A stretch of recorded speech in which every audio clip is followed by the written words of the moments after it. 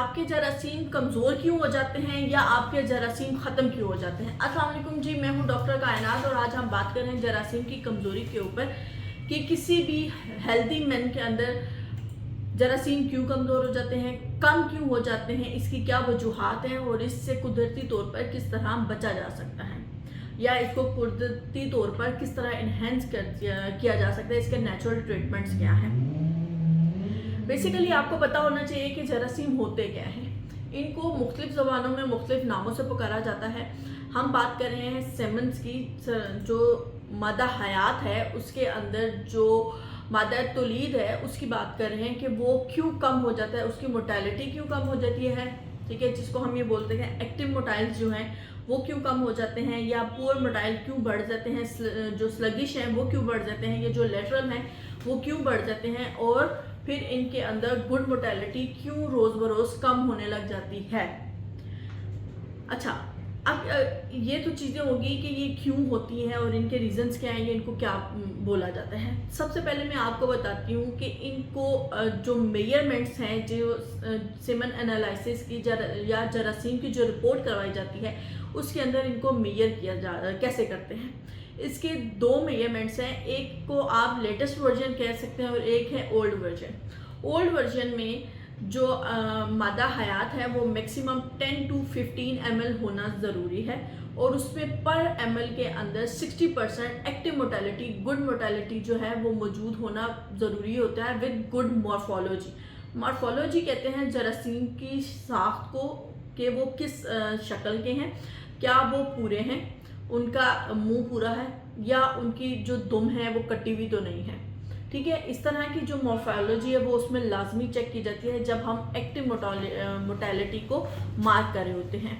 लेकिन जो latest version है उसके अंदर जो है कई लैब्स जो लेटेस्ट वर्जन के हैं वो कहते हैं कि 15% भी हो तो दैट्स रियली इनफ। लेकिन एज अ डॉक्टर मेरा और मेरे जैसे कई डॉक्टर्स का मानना ये है कि जो 15% है जो कि मोर देन जो है लो है, 0.5% के या 50% से भी बहुत कम है, तो वो जो 85% डेड हैं उनके साइड इफ़ेक्ट से ये होगा कि वो 15% भी जो है वो with the passage of some time, within some time जो है वो 15% भी डेड हो जाएंगे, ज़ीरो हो जाएंगे, एजोस्पर्मिया आ जाएगा।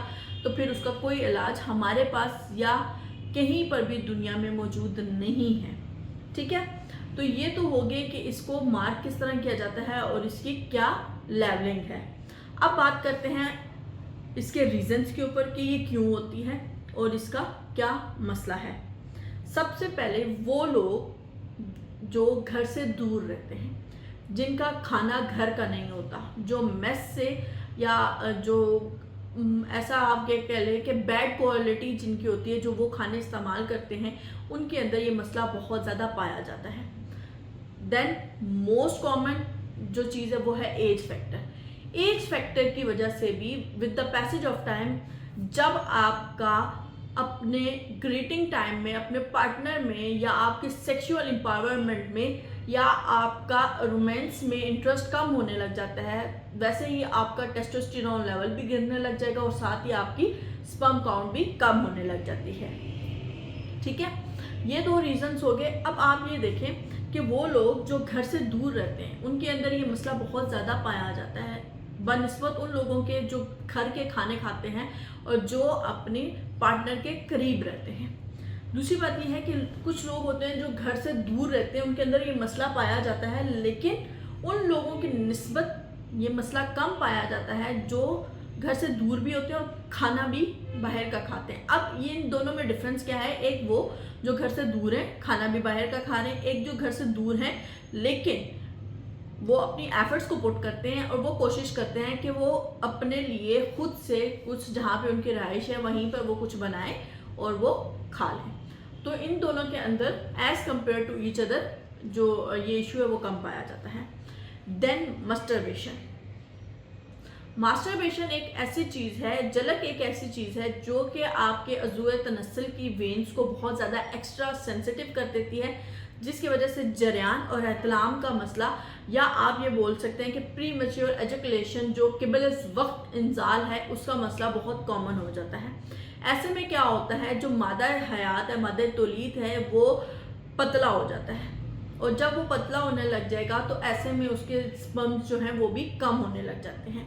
ठीक है, तो मैस्टरबेशन भी इसका बहुत बड़ा इसकी कमी का बहुत बड़ा सबब बनती है। ये 3 रीज़न हो गए। चौथा जो मेन रीज़न है वो है प्रोसेस फूड। जो लोग घर में हैं, घर से बाहर हैं, what they are doing in their life, लेकिन वो प्रोसेस फूड इस्तेमाल करते हैं, वो खाने जो कि मशीन्स के अंदर बेक किए जाते हैं, मशीन्स के अंदर कुक किए जाते हैं, वो इस्तेमाल करते हैं।